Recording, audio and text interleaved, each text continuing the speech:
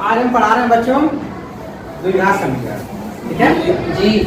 द्विघात समीकरण quadratic equation, ठीक जी ये क्या होता है पहले नया चीज लग रहा होगा जी। ठीक।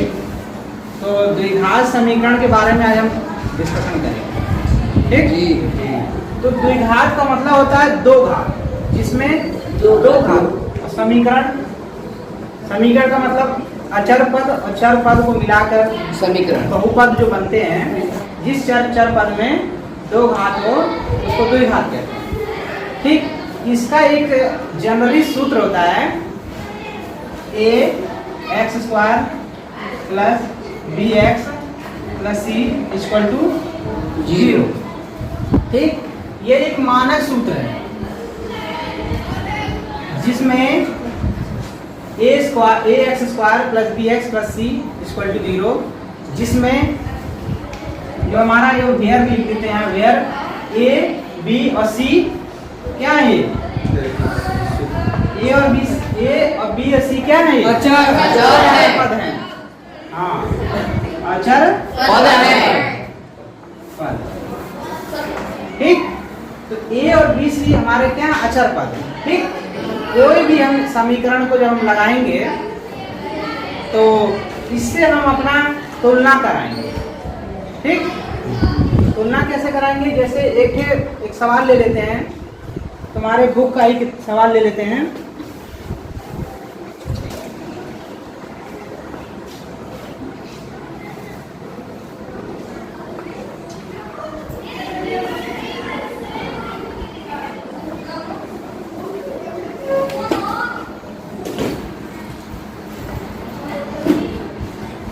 ये देखो, इससे हम इसकी तुलना कराएंगे, देखेंगे कि ये द्विघात समीकरण है कि त्रिघात है या रैखिक समीकरण है, इससे हम देखेंगे, ठीक। हम देख रहे होंगे कि इसमें सबसे बड़ी घात है 2, है कि नहीं। जब 2 बड़ी घात है तो इसका मतलब ये, अब हमें इससे कोई मतलब नहीं, अगर इसमें 2 घात है, ठीक, तो यह द्विघात समीकरण कहलाएगा, ठीक है ना। द्विघात समीकरण में कहलाएगा। जब द्विघात समीकरण कहलाएगा तो इससे हम इसकी तुलना करेंगे, ठीक जी। जब तुलना कराएंगे तो देखेंगे कि ये x है और ये x है जी। x² मिल गया जी। यहाँ पे a बराबर क्या है 3 और b बराबर इसमें हम तुलना कराएंगे तो b बराबर क्या है 10 है जी। c बराबर यहाँ क्या है ए। तब a और b और c निकल कर आ गया हमारे अक्षर पर, ठीक। जी। बहुत आसान है ये सवाल, ठीक। इसमें हमें क्या करना होता है कि हम a इंटू c करते हैं, a इंटू C करते हैं। तो a देख रहे हैं कि 3 है, 3 और गुणे 8 या 24 एक संख्या बनकर आई, ठीक। अब हम क्या करेंगे जी। कि इसमें ये b दिख रहा है ना, जी b का मान कितना है ए। और यहाँ 24 आया जी। हम इससे ऐसी 2 संख्या बनाएंगे कि अगर हम जोड़ देते हैं या घटा देते हैं तो हमारा b का मान कितना है 10 ये आ जाए, और गुणा करेंगे तो हमारा कितना आ जाए 24 आ जाए, ठीक। जी। तो इसके लिए हम इसका करेंगे पहले गुणनखंड, ठीक। जी। जब हम गुणनखंड करेंगे साइड में कर लेते हैं, तो 1 2 2 2 4 और 2 6 12 और 2 3 6 3 1 ये गुणनखंड हम कर लिए जी। ठीक? इसको हम यहाँ लिख लेते हैं थोड़ा सा दो। साफ दिखने के लिए, 2 2 एक बार और 2 है 3 है इनसे इतने हमारे अंक हैं जी। इससे 2 संख्या बनानी है, 2 अंक बना देने हैं जी सर। कि अगर हम जोड़ दें या घटा दें तो 10 आ जाए और गुणा करने में 24 आए और मान में परिवर्तन नहीं हो, हो। ठीक। जी। तो हम इसमें देखते हैं कि यहाँ और एक चीज और कि ये संख्या छूटनी भी ना पाए, जी। सब संख्या शामिल भी हो जाएंगी जी। तो हम देखते हैं कि 3 दूनी 6 और 2 दूनी 4, चार 4 एकम 4। ये 2 संख्या बनकर आ गई। जी सर। 3 दूनी 6 और और 2 दूनी 4, 1 दूनी 4 और 4 एकम 4। अब हम इसका मल्टीप्लाई करेंगे, ठीक है? जी 24 हो रहा है कि नहीं? जी। देखो ये मिल गया। मिल आ गया? जी। अब प्लस और करेंगे। इसको जोड़ेंगे 6 10 6 और 4 जोड़ेंगे तो जान ही रहोगे 10 आ गया। 10 जी मिल गया कि नहीं? मिल गया। जब मिल गया तो बहुत आसान है सवाल। अब सवाल में कुछ है नहीं। देखो क्या करना है कि जो है वो वैसे वैसे लिख देंगे, जो जहाँ है वैसे लिख देंगे। ठीक है? ये यहाँ हमेशा प्लस लिखेंगे, ठीक है? हमेशा क्या लिखेंगे? प्लस लिखेंगे। माइनस हो कुछ भी हो, यहाँ हमेशा प्लस लिखेंगे। प्लस लिखेंगे। सरल तरीका बता रहे हैं जी। तो यहाँ माइनस भी लिख के आंसर आएगा जरूरत पड़ने पे। अगर माइनस का सवाल नहीं होगा तो जरूरत पड़ने पे माइनस भी आएगा तो काम हो जाएगा, लेकिन हमेशा प्लस लगाओ, ठीक? अब हम क्या करेंगे कि ब्रैकेट लगाओ, ठीक जी। यहाँ x लिखो जी ये वाला x, ठीक? और लास्ट में c जो पद है अक्षर पद, जी ठीक? इतना काम तो आसान है लगता है। जी सर। हाँ? आराम से। ये हर चीज में बार बार एक चीज है कि यहाँ ब्रैकेट करके x लिख के यहाँ 8 कर, जी ठीक? सर।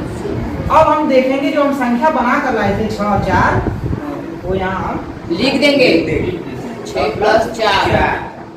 ठीक? जी अब क्या करेंगे कि बता इसका जो इसमें मल्टीप्लाई है कि नहीं? जी है।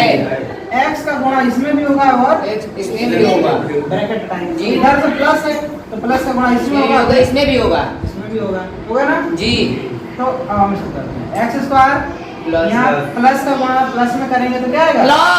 प्लस 6x और यहाँ प्लस का प्लस में करेंगे तो प्लस प्लस 4 x और प्लस 8 बराबर 0।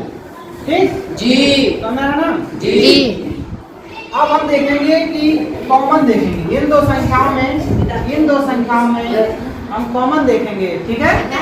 जी कॉमन देखेंगे, ठीक? जी। तो क्या करेंगे कि इसमें देखेंगे कि क्या कॉमन है। इसमें x है, यस सर।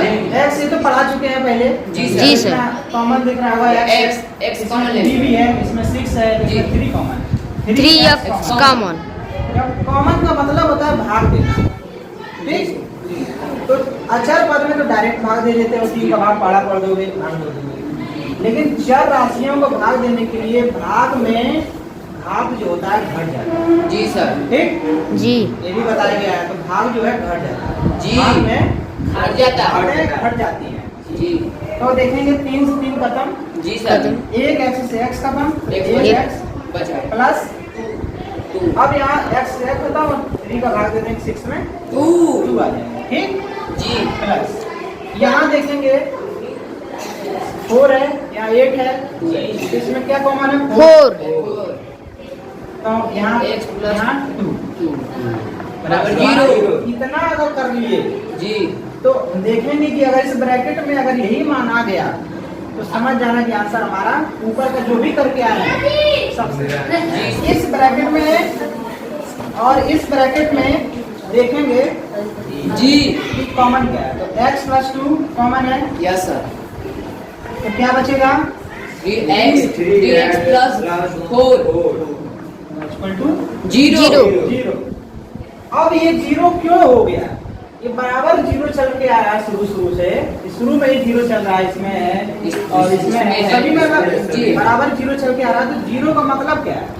कहीं ना कहीं 0 है। कहीं ना कहीं ये संख्या 0 है। जी या तो ये 0 है या 0 है, दोनों में से तभी ये संख्या यहाँ गुणा की 0 आया। जी तो हम देखेंगे कौन 0 है। तो हम यहाँ से आंसर निकालेंगे ये यदि हाँ अगर ये 0 है तो जी। इसका मान कितना आएगा? x + 2 = 0। जी तो जब ये 2 प्लस का है माइनस में हो जाएगा। माइनस में जाएगा, ठीक? जी तो ये x का मान माइनस प्लस के में जाएगा। अगर -2 हम यहाँ रख देते हैं, ठीक? इसमें 0 आंसर आएगा। ठीक है? तो जी। पूरी संख्या क्या हो जाएगी? 0। अगर मान लो ये 0 नहीं है जी तो ये 0 होगा। यस ये यदि 3x + 4 = 0, ठीक? जी ये प्लस का है तो उधर के जाएगा माइनस में माइनस का हो जी ये गुणा में इंटू में ना, जी उधर जाएगा तो भाग में जाएगा ना। जी सर। एक्स माइनस में 4/3, ठीक। जी। तो एक्स के दो वैल्यू आ गई, माइनस के 2 और माइनस के 4 बटा में 3। ठीक। जी जी। इनको अगर हम इसमें रख देते हैं तो 0 हो जाएगा, इसको भी रख देंगे, इसमें तो 0 आ जाएगा। इसका मतलब इन दोनों x का मान अगर हम मूल वाली संख्या, मूल जो समीकरण है अगर हम उसमें रख देते हैं तो इसका मान कितना आएगा? 0। उत्तर की भी जांच अगर करना चाहें तो इसका मान हम इसमें रख देंगे x के स्थान पे, तो ये 0 आ जाएगा, या हम इतना रख देंगे तो 0 आ जाएगा। सबको समझ में आया ना? जी। सभी को समझ में आया? जी। ठीक, अब ये 2-4 सवाल इस पे देते हैं तुम लोगों को करने के लिए, ठीक? जी। 2-4 सवाल देते हैं ना? जी।